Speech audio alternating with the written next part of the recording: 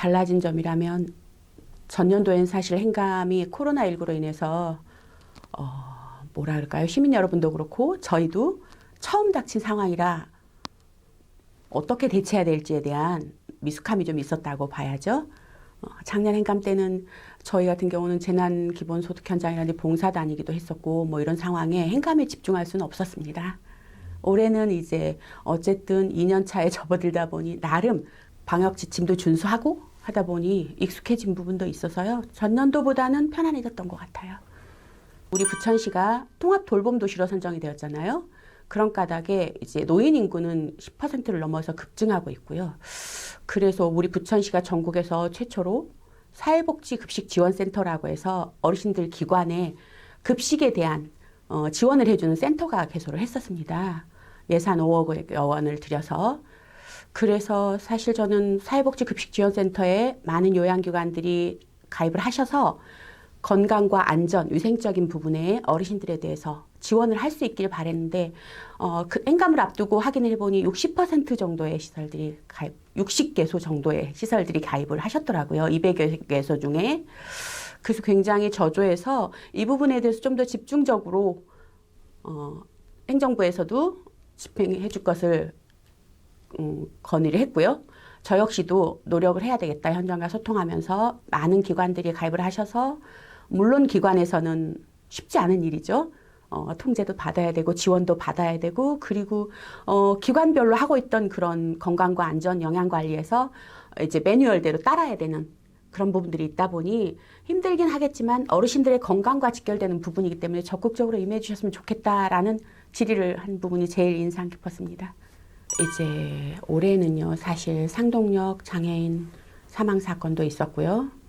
그리고 코로나 상황이 계속되면서 제가 좀 전에 말씀드렸던 이런 어르신 건강과 직결된 문제도 지원이 되기 시작했고, 또 이제 저는 우리 상임위원회와 직접적인 문제는 아니지만 시금고 관련된 상황도 있었고요.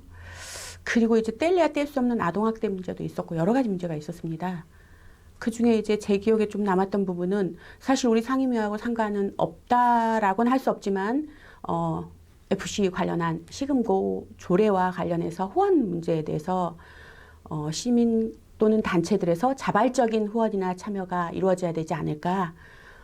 집행부나 의회 차원에서 강제적인 강압에 의한 후원은 아니지 않나 이런 생각을 굉장히 많은 고민을 하게 됐던 행감이었기도 합니다.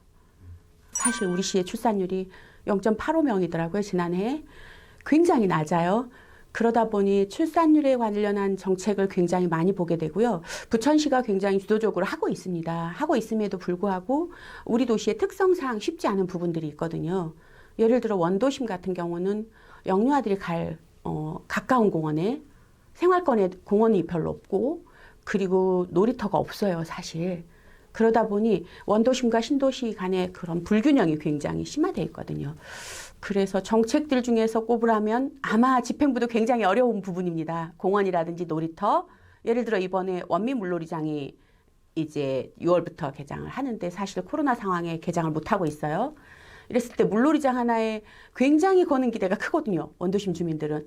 그런데 코로나 상황이 아니라면 지금 성황리에 이용을 하고 있을 테지만 그러지 못한 부분이라든지 원도심 곳곳에 작은 공원이라든지 놀이터가 좀 더 많이 만들어졌으면 좋겠다라는 바람을 좀 더 갖고 있습니다. 앞으로 같이 해나가야 될 정책이기도 하고요. 제가 20여 년 동안 몸담았던 현장이기도 하지만 또 가정에서 저도 자녀를 양육해본 부모로서 늘 가슴 아프고요. 언제나 항상 닥칠 때마다 사실 눈물 나고 마음 아픈 일이거든요.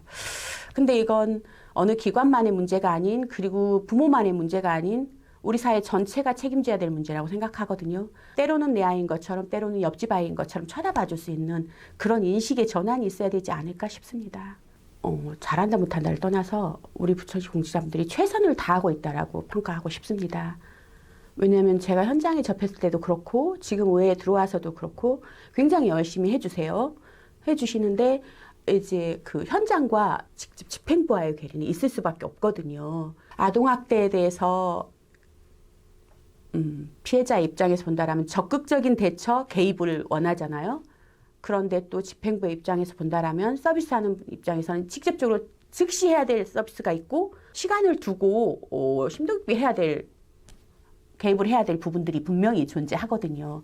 그런 부분에 대해서는 우리 부천시가 잘 하고 있습니다. 현재 이제 아동조사팀도 생겼고, 그리고 아동보호 전문기관과 연계도 잘 되고 있는 걸로 알고 있고, 이런 부분들에 대해서 근데 이제 제가 볼 때는 소통 부분이 조금 어려운 것 같아요. 우리 시뿐만이 아니라 비단 전부 다 어느 분야에서나 마찬가지거든요. 소통은 제가 열심히 하고 있다라고 되는 건 아니거든요. 받고 있는 소통하고 있는 당사자 입장에서도 우리 소통 잘 되고 있는를 느껴야 되는데 이 부분에 대한 간격을 조금 더 줄여나가는 것이 우리가 해야 될 역할이 아닌가 싶습니다. 올해에는 굉장히 마음 아픈 일이 있었잖아요. 제가 국민권익위의 윤리행동강령 미준수라는 위반을 했다라는 조치를 받고 이런 부분에 대해서 사실 많은 주민들로부터 응원과 지지를 받았습니다. 왜냐하면 이 부분을 저와 같은 경우에 대비한다면 사실 자유로울 수 있는 의원님들은 아무도 안 계세요. 제가 제 전문 분야에서 일하고 왔다 해서 모든 부분을 다 단절한다고 했지만 심사는 할 수밖에 없는 입장인데 그 심사장에 있었다는 이유만으로 미준수라는 조치가 내려왔습니다. 그리고 언론에서 언론으로 인해서 저 역시도 상처를 받았고 또 그로 인해서 다른 다짐도 하게 됐어요. 한쪽에서만 볼 수는 없겠구나 싶어서 제가 늘 의회에 들어와서 더 조심스럽게 주민분들께 저의 주변 분들께 하는 말씀이 있습니다. 드리는 말씀이 지금 제가 여러분이 듣는 말이 전부가 아닙니다. 뒤도 돌아보시고 옆도 봐주시고 한 사람의 얘기가 아니라 다른 입장에서 보는 얘기도 들어주십시오. 그럼 입장의 차이는 분명히 존재할 겁니다. 국민권익위의 그 조치 사항에 대해서도 정확하게 나와서 의회 전체에서 한 번 더 조사를 했더라면 훨씬 더 좋지 않았을까. 왜냐하면 부천시의회는 저와 같이 사적 이해관계를 신고한 사람은 아무도 없거든요. 사실 한 명도 신고하지 않았습니다. 그럼 전부가 다 미신고라는 입장이 될 수도 있다는 거죠. 저처럼 외부에서 단체에서 활동을 하다 왔다라면 그런 상황임에도 불구하고 이런 일이 겹쳐져서 이후에 불문하고 죄송하게 생각하고요. 이제 이후에는 그런 일은 없을 거고요. 예, 더 열심히 의정활동을 하도록 그리고 시민 곁으로 한 걸음 더 다가가도록 노력하겠습니다. 늘 건강하시고 코로나 빨리 이겨내자고요.